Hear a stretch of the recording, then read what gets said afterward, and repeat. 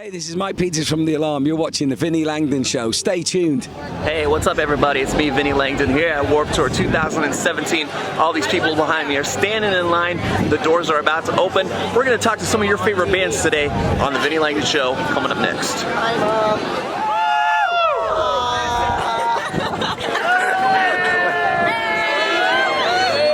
What's up, everybody? It's me, Vinnie Langdon, here at the Vans Warped Tour 2017, and Mike Peters from the Toilets. What's up? Hey, I'm good. Flushed with success. Oh, man. That's what you originally called the band, right? That's right, yeah. It started out in 1977, and we played with the Buzzcocks and the Clash and Susie and the Banshees and all that kind of stuff. And we were very young, very naive, and not quite ready for what was going to happen to us. And figured, let's change it to The Alarm and get out of Wales, go down to London. And how was that whole experience? Well, it was exciting because we'd grown up in a small town, and the only way to make a band happen was to move to where the music was taking place. And we could have gone anywhere. We could have gone to Dublin or Glasgow or Manchester, but we thought, let's go for the big city, London, and try and make it in that hotbed where there's a million bands, and you've got to stand out and do things differently to make it. Right, and there was a big band out there that was definitely doing it different at the time, Big Country,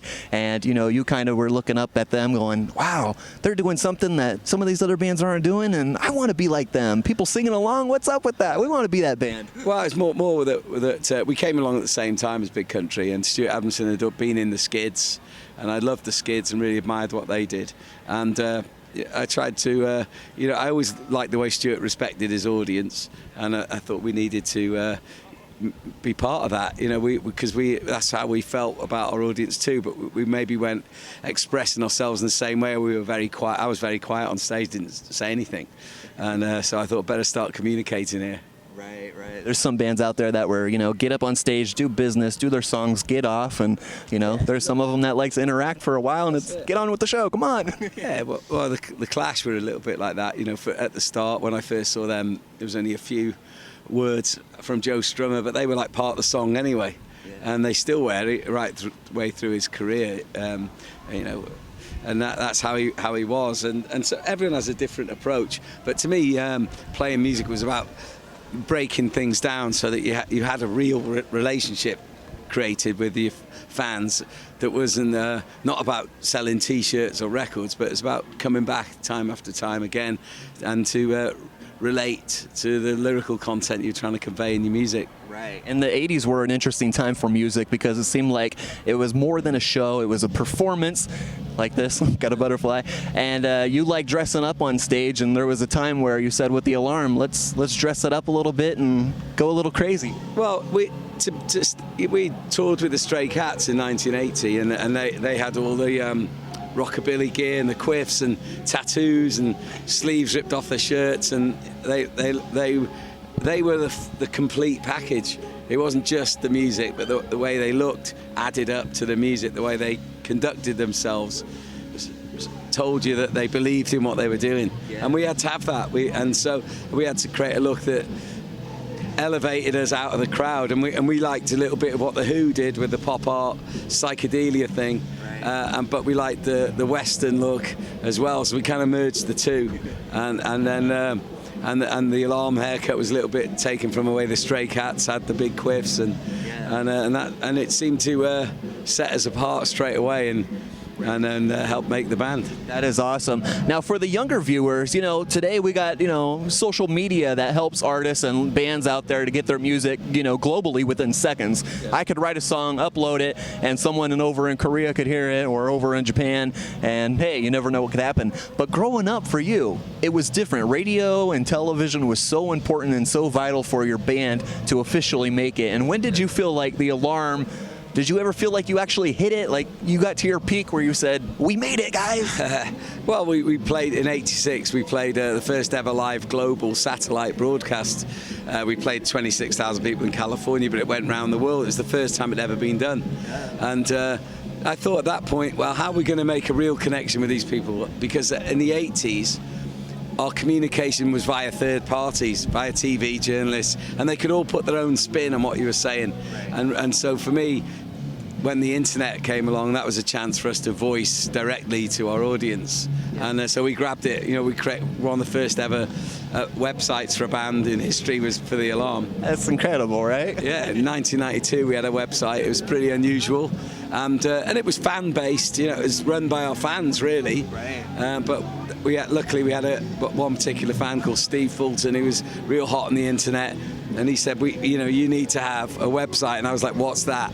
And then it became an official communication instrument for what we do. But now I think it's almost gone too far now that there's so much noise on the internet. I'd like to see a band now develop and not even use the internet.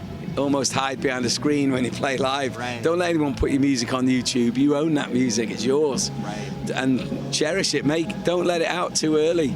Yeah. Make people come and see you. You know, that's when I was a kid and I bought my first record by the Sex Pistols and the Damned in 1976. I had to travel hundreds of miles to get those records, and that's why they mean so much. But there's so much disposable stuff.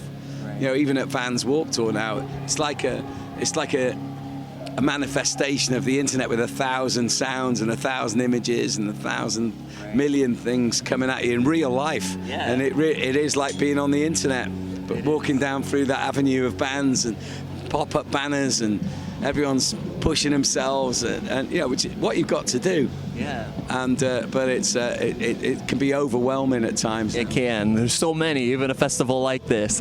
Yeah. And you know, you went through the 80s, you had your times, you were rock and rolling, living the dream, and early 90s, you had a moment in your life where, you know, you were diagnosed with leukemia. Yeah. And we see in Hollywood movies where the character who ends up going through cancer, you know, they're always positive, they have faith, they're really courage. But for some people, that's not always the case. Sometimes it can be really a struggle, and music helped you, you know, strive with that, right? Yeah, very much so. It's, you know, it's to go through a diagnosis with cancer. It feels like a death sentence, you know, that's just put on you straight away. And a lot of people who have no experience of it in their family, it sends you into the pit of despair, and it's a big mountain to climb to come out. And music can help you make that journey. And we always try to say to people, through Love, Hope and Strength, our charity, or the film we have out now, Man in a Camo Jacket, which is a whole story of my reversal of fortunes with cancer and how I came back from the brink, and shows that a lot of people can do it. You know, anyone who's diagnosed with cancer in 2017 has a fighting chance, and if not to live all the way, to at least add days and time. And you can't have anything. Most precious commodity you can have in life is time. Yeah. Well, the man in the camo jacket, you know, for those who don't know the story, you put a camo jacket on, you said, I'm not taking it off till I'm all done, right? That's right, yeah. So, you know, the camo jacket's been a big part of my life. It's a mechanism to stay alive. There you go. So for the whole Mike Peters story and about the Alarm, make sure you go check out his movie. You know, I just saw it on Amazon Prime. It's up there, and you're getting it in the film festivals around the world and keeping it up. So, and you're here at Warped Tour, so why not better, right? Yeah, let's do it. Warped Tour 2017. There you go.